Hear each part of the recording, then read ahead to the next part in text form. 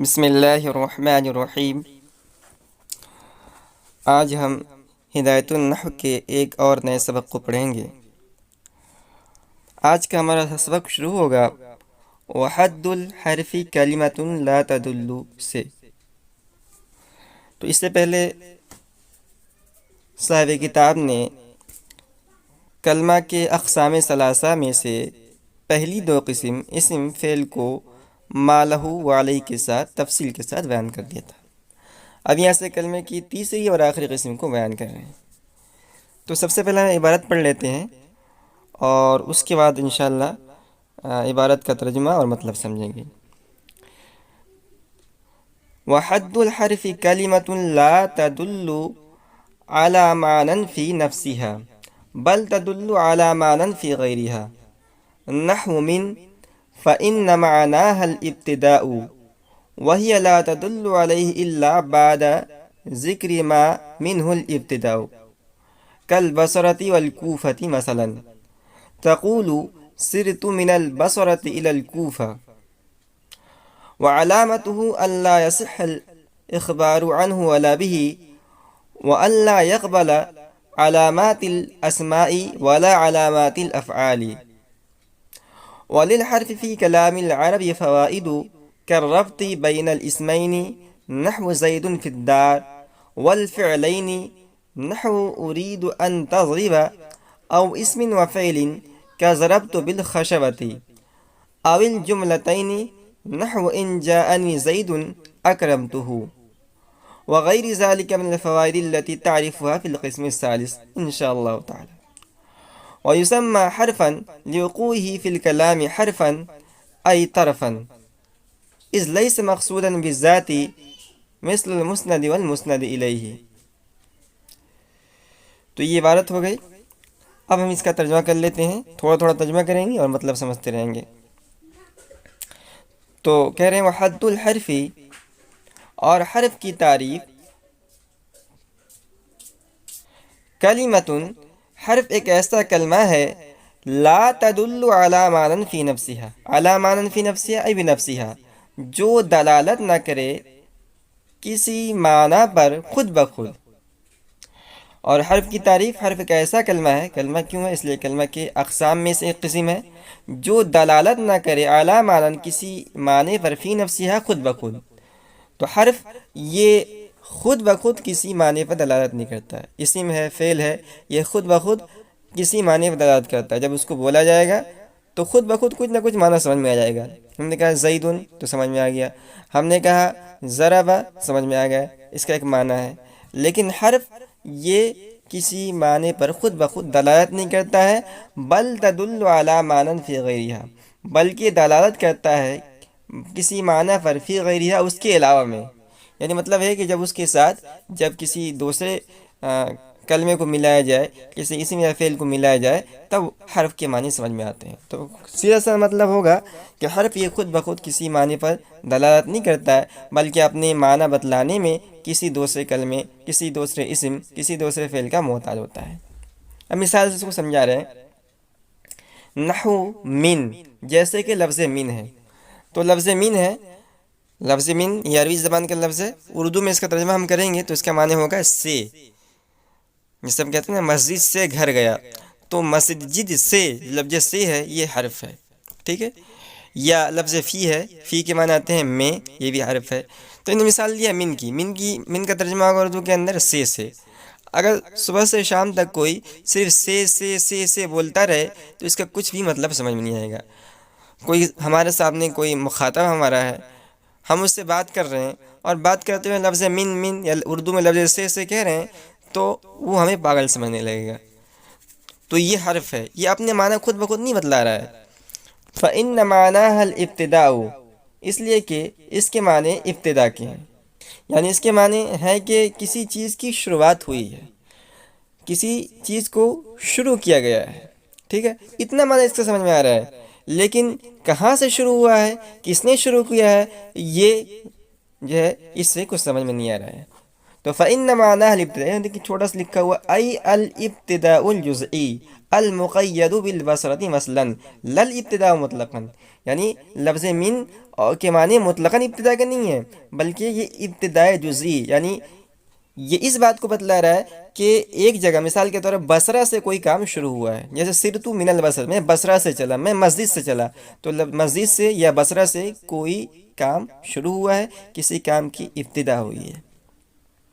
وہی لا تدل علیہ، اور وہ اس پر دلالت نہیں کر رہا ہے، یعنی ابتدا پر دلالت نہیں کر رہا ہے، ٹھیک ہے، یعنی یہ نہیں بتلا رہا ہے کہ کام کس نے شروع کیا ہے، کام کہاں سے شروع ہوا ہے، بس یہ بتلا رہا ہے کہ کسی کام کی ابتدا ہوئی ہے، ٹھیک ہے، کسی جگہ سے ہوئی ہے، کس جگہ سے ہوئی ہے، کس نے شروع کیا ہے، نہیں بتلا رہا ہے۔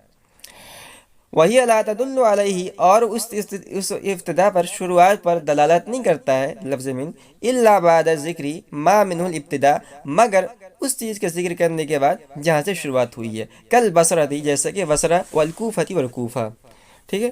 مطلب یہ ہے، پوری عبارت کا خلاصہ یہ ہے کہ لفظ من یہ حرف ہے، اس کے معنی تب تک سمجھ میں نہیں آئیں گے جب تک اس کے ساتھ کوئی اسم جیسے کہ بصرہ یا کوفہ نہ ملا لیا جائے۔ مثلا تقولو، جیسے کہ آپ کہیں سرت من البصرۃ الی الکوفہ، چلا میں بصرہ سے کوفے کی طرف، ٹھیک ہے۔ یہ بصرہ اور کوفہ یہ عراق کے اندر مشہور شہر ہیں، بصرہ اور کوفہ بہت مشہور شہر ہیں، تو عام طور پر لوگ بصرہ سے کوفہ، کوفہ سے بصرہ جایا کرتے تھے تجارت کی غرض سے، علم حاصل کرنے کی غرض سے، تو کہا جاتا تھا کہ بھائی میں بصرہ سے چلا کوفہ کی طرف، یعنی بصرہ سے نکلا ہوں کوفہ جا رہا ہوں۔ تو اب دیکھیے یہاں لفظ من، یہ جب اس کے ساتھ ہم نے بصرہ اور کوفہ کو ملایا، یعنی یہ فعل بھی ہم نے ملا دیا اور بصرہ کوفہ اسم بھی ملا لیا ہم نے، تو اس کے معنی سمجھ میں آ گیا۔ اب جو ہے من کے معنی صاف صاف طور پر سمجھ ہو رہے ہیں کہ جو ہے جو قائل ہے، جو مخاطب ہے، اس نے اپنے سفر کی شروعات کی ہے، کہاں سے شروعات کی ہے، بصرہ سے شروعات کی ہے۔ تو اس پوری بات کا خلاصہ یہ ہوا کہ حرف اپنا معنی خود بخود نہیں بدلاتا ہے، بلکہ اپنے معنی بدلانے میں کسی دوسرے کا محتاج ہوتا ہے، کسی دوسرے فعل کا محتاج ہوتا ہے، کسی دوسرے اسم کا محتاج ہوتا ہے۔ یہ بات یہاں پوری ہو گئی۔ اب یہاں سے حرف کی علامت بتا رہے ہیں۔ وَعَلَامَتُهُ أَنْ لَا يَصِحَّ الْإِخْبَارُ عَنْهُ وَلَا بِهِ وَأَنْ لَا يَقْبَلَ عَلَامَاتِ الْأَسْمَاءِ وَلَا عَلَامَاتِ الْأَفْعَالِ۔ یہ اتنی لمبی چوڑی عبارت میں حرف کی علامت بیان کی ہے۔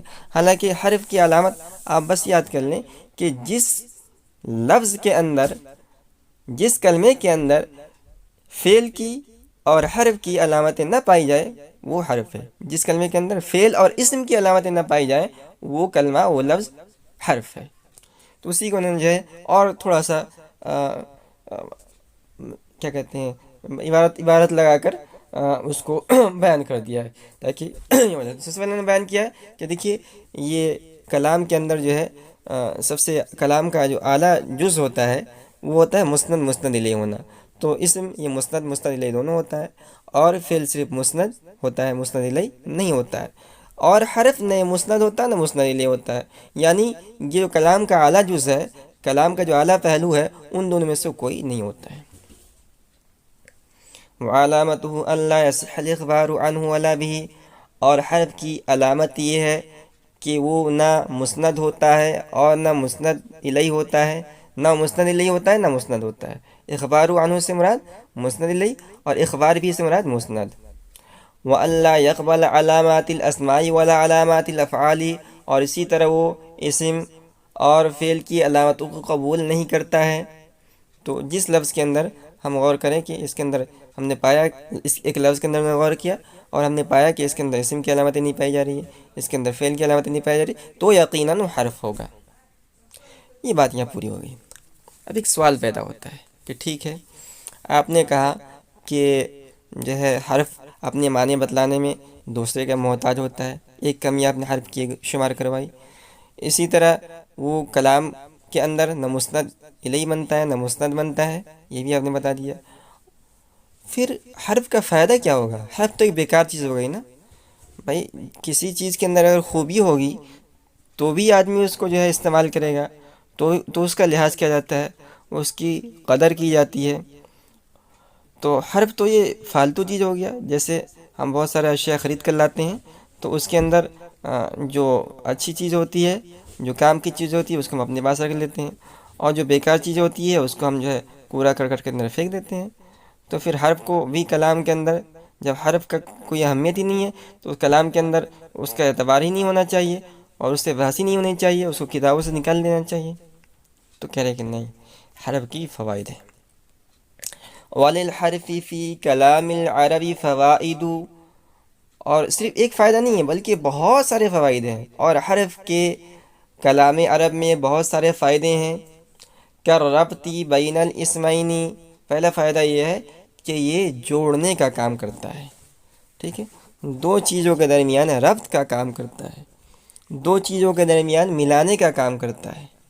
اور یہی حرف کی اتنی بڑی خصوصیت ہے کہ اگر حرف کو نکال دیا جائے کلام سے تو دو چیزیں اعلیٰ درجہ ہونے کے باوجود وہ نہ ملنے کی وجہ سے بہت بڑا نقص اور بہت بڑی کمی پیدا ہو جائے گی۔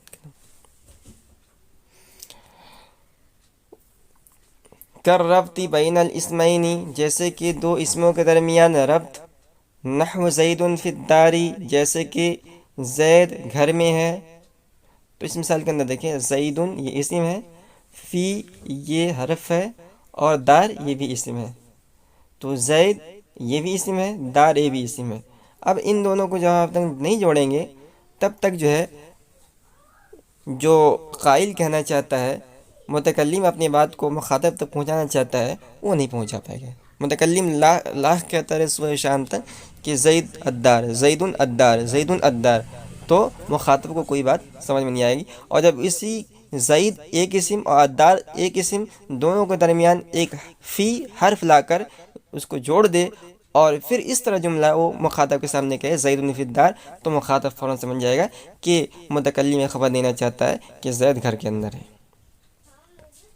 تو پہلا فائدہ یہ ہے کہ یہ دو اسموں کے درمیان ربط کا فائدہ دیتا ہے۔ او الفعلین، اسی طرح دو فعلوں کے درمیان بھی حرف ربط کا فائدہ دیتا ہے۔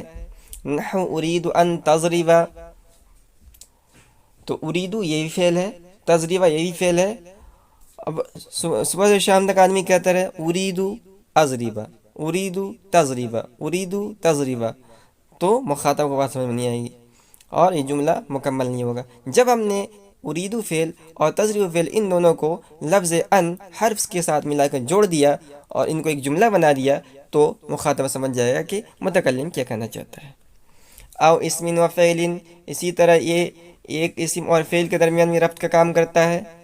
کیا ضربت بالخشبتی، تو ضربت یہ فعل ہے اور خشبہ یہ ہے۔ تو دیکھیں کہ اریدو یہ بھی کیا ہے، فعل ہے، اور تضربہ یہ بھی فعل ہے، ٹھیک ہے، تو ہو گیا۔ ہاں، ضربت بالخشبتی، تو ضربت یہ فعل ہے اور خشبہ یہ اسم ہے، ان دونوں کو ہم نے بعض حرف جر کے ذریعے سے ربط دیا۔